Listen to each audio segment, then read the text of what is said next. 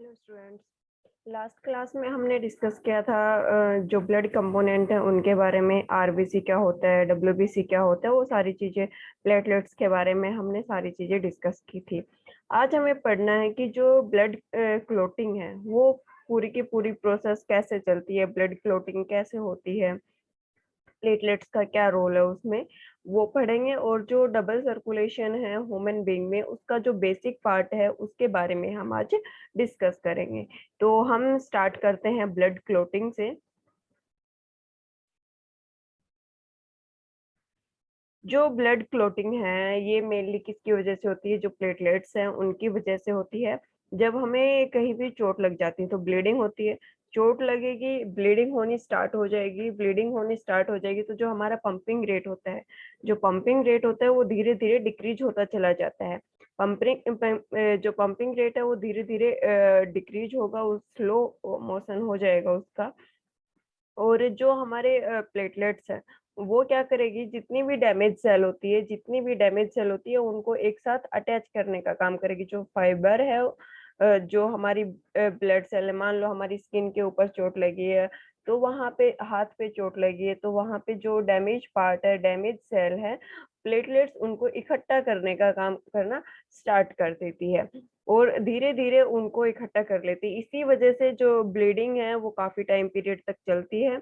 मतलब 10 से 15 मिनट में क्लोटिंग होना स्टार्ट होती है, क्योंकि 10 से 15 मिनट तक उसको पूरा का पूरा जो क्लोट बनाना है, जो डैमेज सेल हुई है उनको इकट्ठा करके एक जगह सेट करना है प्लेटलेट्स को, वो उसमें टाइमिंग लग जाता है। मान लो हमारे पास ये एक ब्लड वेसल है, ये यहाँ पे डैमेज हो गई तो प्लेटलेट्स क्या करेंगे, प्लेटलेट्स एक्टिवेट हो जाएंगे और जो ये फैब्रिन वाला पार्टी है इसको इकट्ठा करेंगे। जो डैमेज सेल थी उनको इकट्ठा करने का काम करेंगे और इनको इकट्ठा करने के बाद ये यहाँ पे क्लोट की फॉर्मेशन कर देते हैं। क्लोट की फॉर्मेशन होते ही यहाँ से ब्लीडिंग रुक जाती है। और जो ब्लड क्लोटिंग है इसमें मेनली 13 फैक्टर है, 13 प्रोटीन है, उनका यूज होता है जिनको हम रोमन नंबर से डिनोट करते हैं। जो 13 फैक्टर है उनको हम रोमन नंबर से डिनोट करते हैं और यही 13 फैक्टर एक साथ अटैच होते हैं। साथ में जो डैमेज सेल थी वो अटैच होती हैं और उसके बाद फिर जो क्लोट फॉर्मेशन है वो होती है। तो एक बार इसका और भी देखते हैं। Think about the situation when we injured and start bleeding. सोचो आपको चोट लग गई है और ब्लीडिंग हो रही है, खून बह रहा है। In addition, leakage would lead to a loss of pressure, which would reduce the efficiency of the pumping system. जैसे ही लीकेज स्टार्ट होगी तो उसे जो पंपिंग के अंदर चल रही थी, वो ब्लड सेल के अंदर जो प्रेशर था, मान लो हमारे पास ये एक पेन है और इसके अंदर इंक है वो फ्लो कर रही है। अगर हमने ये इंक है इसको बीच से लीक कर दिया, इसमें कोई भी एक छोटा सा होल कर दिया, वहां से इंक निकलनी स्टार्ट हो गई तो ऑब्वियसली इसका जो प्रेशर है वो कम हो जाएगा। सेम केस होता है हमारी ब्लड वेसल्स में कि वो जो लीकेज होती है, जब डैमेज पार्ट में लीकेज हो रही है, ब्लीडिंग हो रही है, तो उसकी वजह से जो प्रेशर है वो क्या हो जाता है, कम हो जाता है। प्रेशर है वो कम हो जाता है और फिर जो एफिशिएंसी है पंपिंग की सिस्टम की वो कम हो जाएगी। जो पंपिंग सिस्टम की एफिशिएंसी है वो कम हो जाती है। To avoid this the blood has platelet cells which circulate around the body and plug these leak by helping a clot the blood at these point of injury। इसी चीज से बचने के लिए, जो ब्लीडिंग हो रही है उसको रोक के, ताकि ज्यादा ओवर ब्लीडिंग ना हो सके। अगर ओवर ब्लीडिंग हो जाती है तो हमारी डेथ भी हो सकती है। कई बार डीप इंजरी होती है और क्लोटिंग जल्दी से नहीं हो पा रही है, तो उस टाइम पे जो ब्लीडिंग है वो बहुत ज्यादा हो गई और उसका जो कोजिज है, डेथ कोज भी हो सकती है, डेथ भी हो सकती है हमारी। तो इस चीज से बचने के लिए हमारी बॉडी के अंदर प्लेटलेट सेल्स प्रेजेंट है, वो ओवरऑल बॉडी के अंदर सर्कुलेट होते हैं। हमें पता है कि blood component RBC, WBC, platelets पूरी बॉडी में ये ट्रांसफर होते रहते हैं, सर्कुलेट होते रहते हैं। और वही क्या करेंगे, जो डैमेज सेल थी, फाइबर हैं और जो 13 प्रोटीन्स हैं, उनको एक साथ बाइंड अप करके और क्या बनाएंगे, क्लोटिंग बनाएंगे। जहां पर भी हमें इंजरी हुई है, जहां भी हमें चोट लगी है, इंजरी हुई है, उस पार्ट को ये क्लोट करने का काम करेंगे।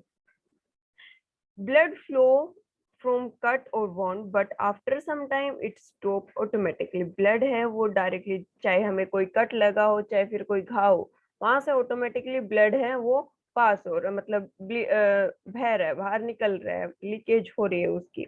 लेकिन कुछ टाइम बाद वो ऑटोमेटिकली बंद हो जाता है।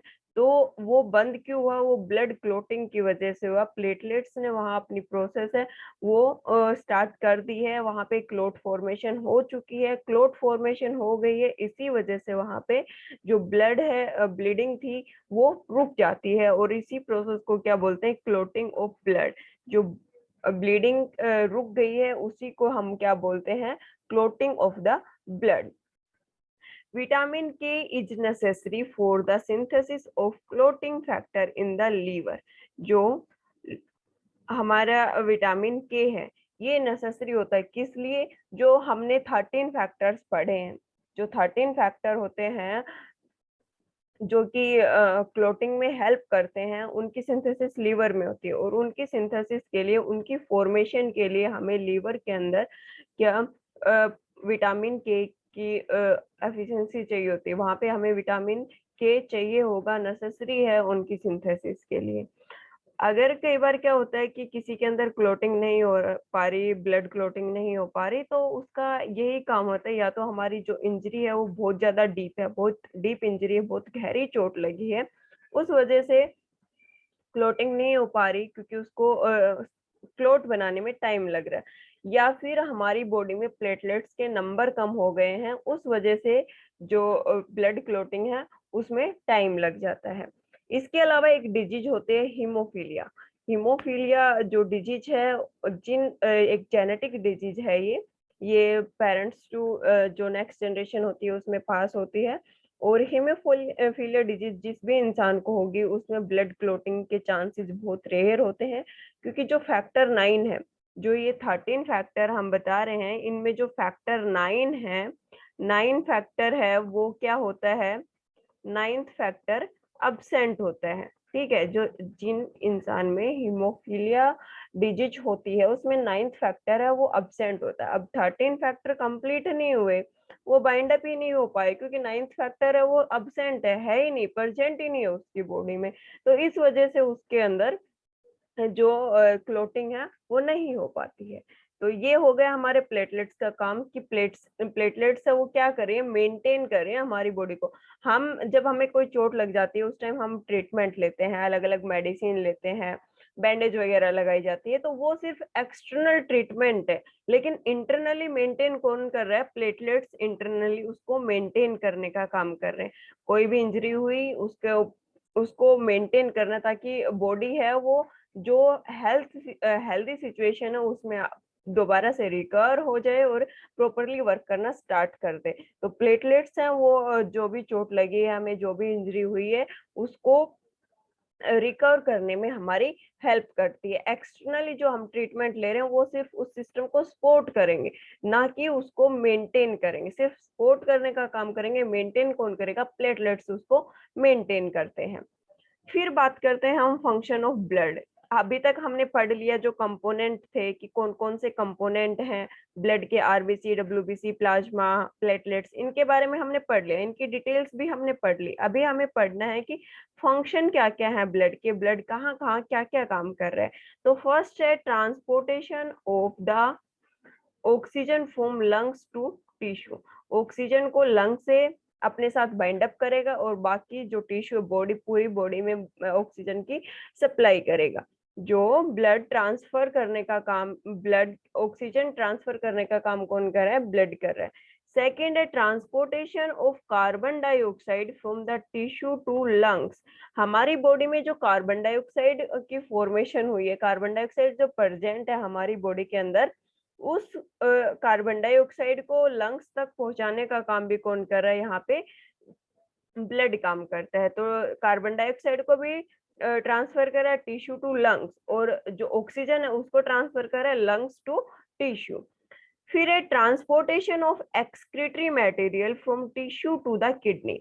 जो एक्सक्रीटरी मटेरियल है, मान लो जो यूरिन पार्ट है, वेस्ट वेस्ट वाटर है, साल्ट कंसंट्रेशन एक्सेस अमाउंट में, जो एक्सक्रीटरी मटेरियल है उसको हमें थ्रो आउट करना है, तो कहाँ पे जाएगा, किडनी के पास जाके वो फिल्टर आउट होगा। तो उसको किडनी तक पहुंचाने का काम है, वो भी कौन करता है, ब्लड करता है। ब्लड का काम है कि एक्सक्रीटरी मटेरियल को टिश्यू से किडनी तक वो पहुंचा दे। फिर है transportation of digested food from the small intestine to the tissue. जो डाइजेस्टेड फूड है, कंप्लीट डाइजेशन हमने पढ़ लिया कि भाई जो कंप्लीट डाइजेशन है वो कहाँ पे जाके हो जाता है, स्मॉल इंटेस्टाइन में कंप्लीट डाइजेशन होता है।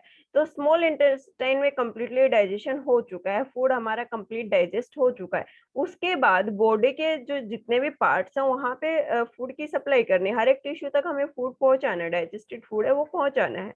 तो उसको ट्रांसफर करने का काम भी कौन करेगा, ब्लड ही उसको ट्रांसफर करने का काम करता है। फिर है distribution of hormones and enzyme. जितनी भी हमारी ग्लैंड से अलग अलग हार्मोन सीक्रेट कर रही है, अलग अलग एंजाइम सीक्रेट कर रही है, उनको डिस्ट्रीब्यूट करना पूरी बॉडी में जहां जहां उनकी रिक्वायरमेंट है, वो भी कौन करता है, ब्लड करता है। Formation of clot to prevent the blood loss. अभी हमने पढ़ा ब्लड क्लॉटिंग के बारे में कि प्लेटलेट्स है वो क्लॉटिंग में हेल्प करेंगे, क्लॉट फॉर्मेशन में हेल्प करते हैं। तो जो ब्लड है, ब्लड के अंदर एक कंपोनेंट है प्लेटलेट्स, वो क्या किस में हेल्प करेंगे, ब्लड क्लॉटिंग में वो हेल्प करते हैं। Distribution of heat and temperature control. Body temperature है उसको कंट्रोल करने का काम भी कौन करता है, ब्लड करता है। ये हो गया हमारे ब्लड के फंक्शन। इसके अलावा भी आप बहुत सारे फंक्शंस ऐड कर सकते हो, क्योंकि पूरा का पूरा ट्रांसपोरेटरी सिस्टम है हमारी बॉडी का। कोई भी चीज हमें ट्रांसफर करनी है बॉडी के अंदर, वो मीडियम किसका यूज करेंगे, ब्लड को एज अ मीडियम हम यूज कर सकते हैं।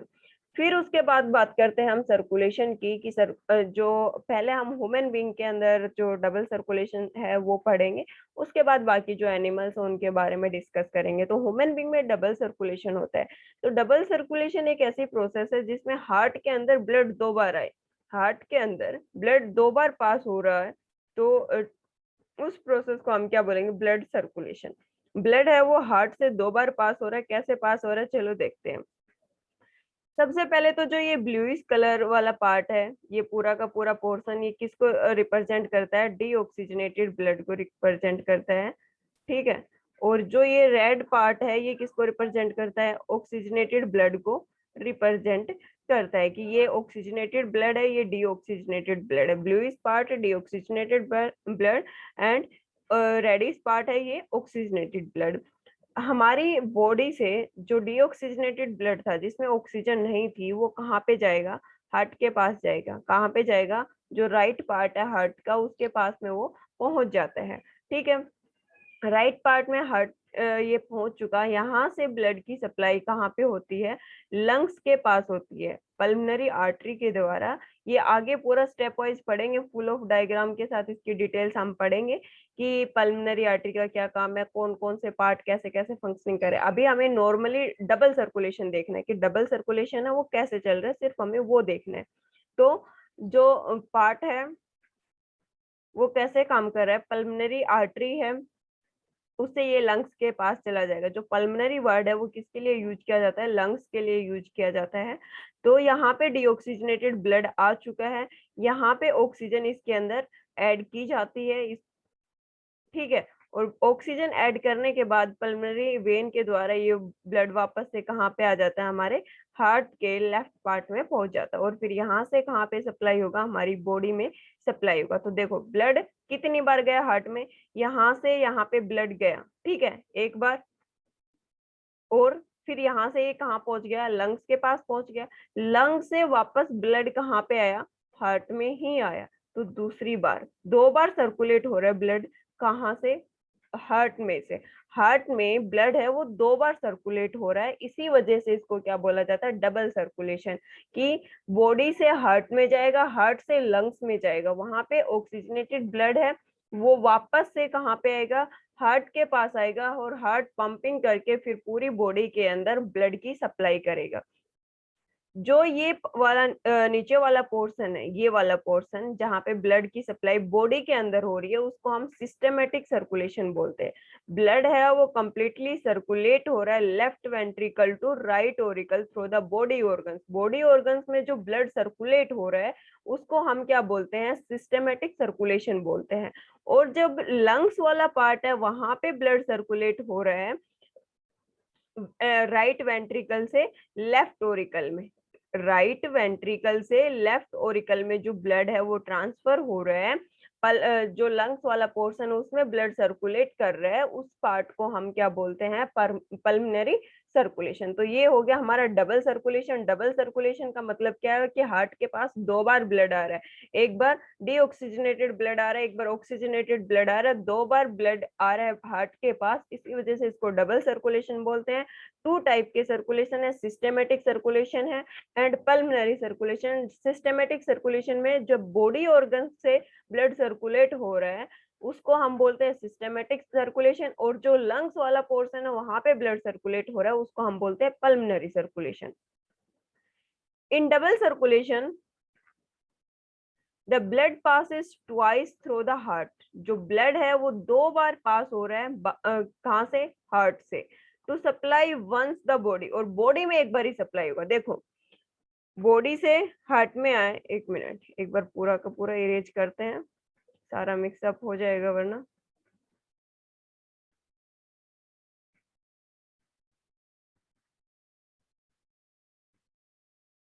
देखो क्या हुआ, हार्ट बॉडी से कहाँ पे गया, यहाँ पे गया हार्ट के पास, और हार्ट से कहाँ गया, लंग्स के पास गया। ठीक है, लंग्स से हार्ट में है, बस इतना है। यहाँ पे क्या हो रहा है, डबल सर्कुलेशन हो रहा है। बॉडी में तो एक बार ही गया ना, बॉडी में तो एक बार ही गया ब्लड, बॉडी के अंदर एक बार जा रहा है और एक बार बॉडी से वापस आ रहा है। बॉडी में तो एक बार ही जा रहा है, लेकिन हार्ट, जो हार्ट के पास ब्लड जा रहा है वो दो बार जा रहा है। हार्ट के पास ब्लड जा रहा है वहां पे दो बार जा रहा है, बॉडी में सिर्फ एक बार ब्लड सर्कुलेट हो रहा है।